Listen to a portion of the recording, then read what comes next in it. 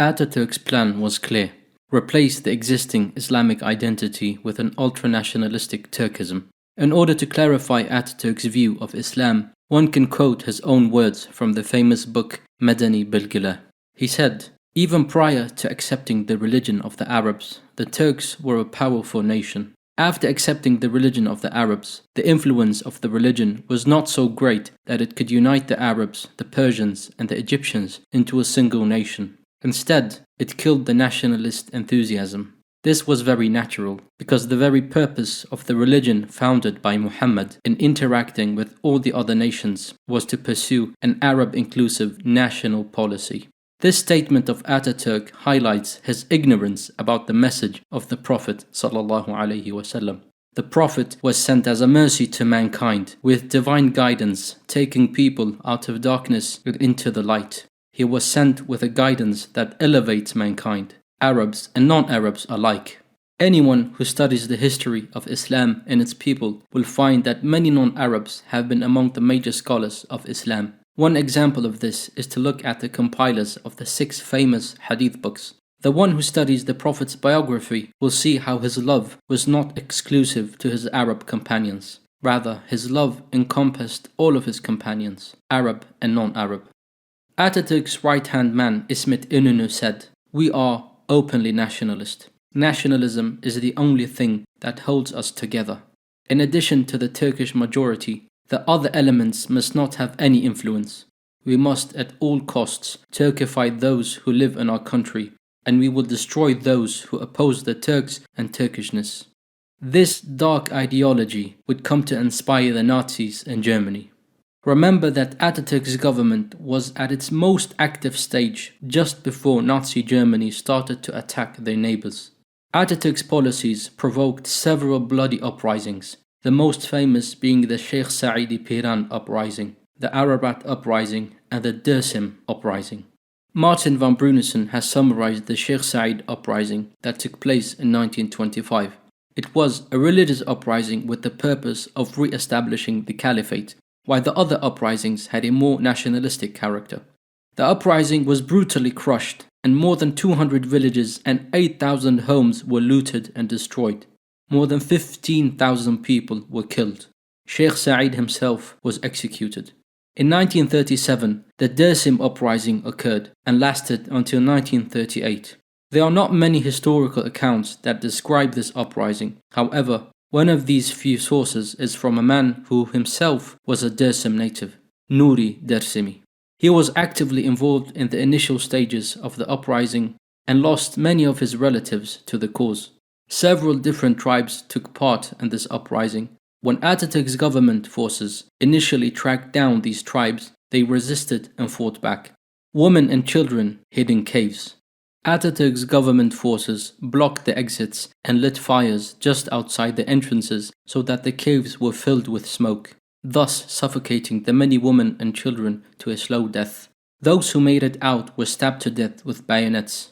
Many young women belonging to the Qurayshan and Bakhriyar tribes threw themselves down from cliff tops in order to not get captured by the military. One of those who committed suicide was Nuri Dersimi's daughter, Fato. Most tribes were offered amnesty by the government, but when they gave up, they were executed along with women and children. Some of these tribes were Karabal, Ferhad, Pilvank, Sheikh Mohammedan, and Karacha. Women and children were killed by artillery fire or by machine guns. In the village of Irgan, women and girls were surrounded. Then the Turkish military poured kerosene on them and set them on fire. In other places, women and children were locked in stables, after which the stable was set on fire. Men from Dersim who served in the Turkish military were dismissed and executed simply because they were from Dersim and were not trusted. Van Brunissen mentions that the military slaughter of the Dersim tribes is also confirmed by official military records. After the uprising, almost all the tribes from Dersim were forcibly deported to Turkish territories.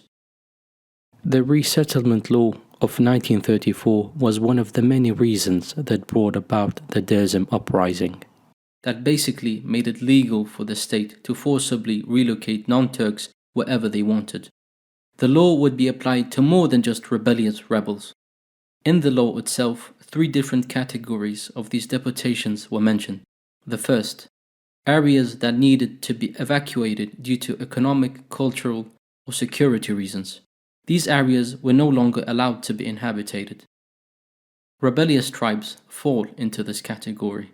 The second, areas made up of people whose assimilation into Turkish culture is desirable. Ordinary civilian non-combatant Kurds fall into this category.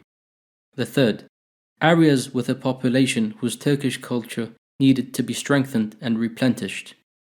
That is, in these areas there was not a desirable number of Turkish inhabitants, so they wanted to increase the population with more non-Turkish people, who in turn would be assimilated into Turks. At the same time, as non-Turks were forcibly assimilated, Ataturk also shaped the school curriculum in the country. In this way, he would be able to write about history and facts in a way that suited his nationalist agenda.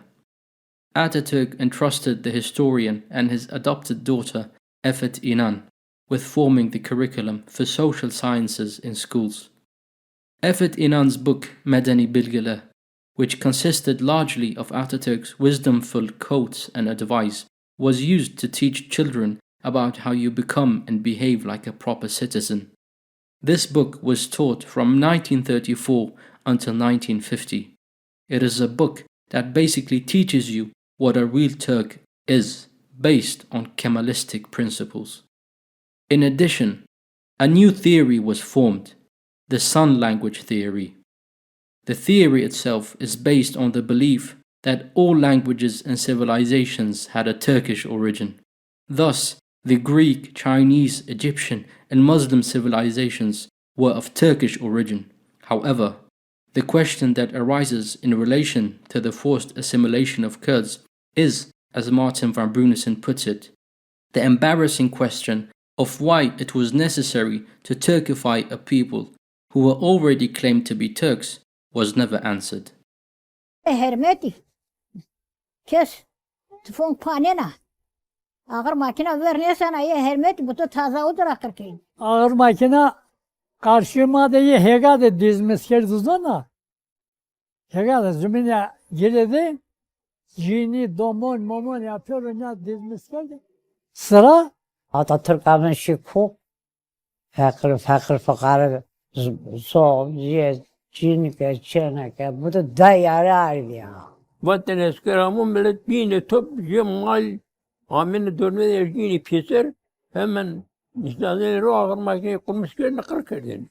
Sevabike, sevke, sevabike. Çünkü bu da dayarı kızarıya bol. Kirmet ne yapabı o şey besnay.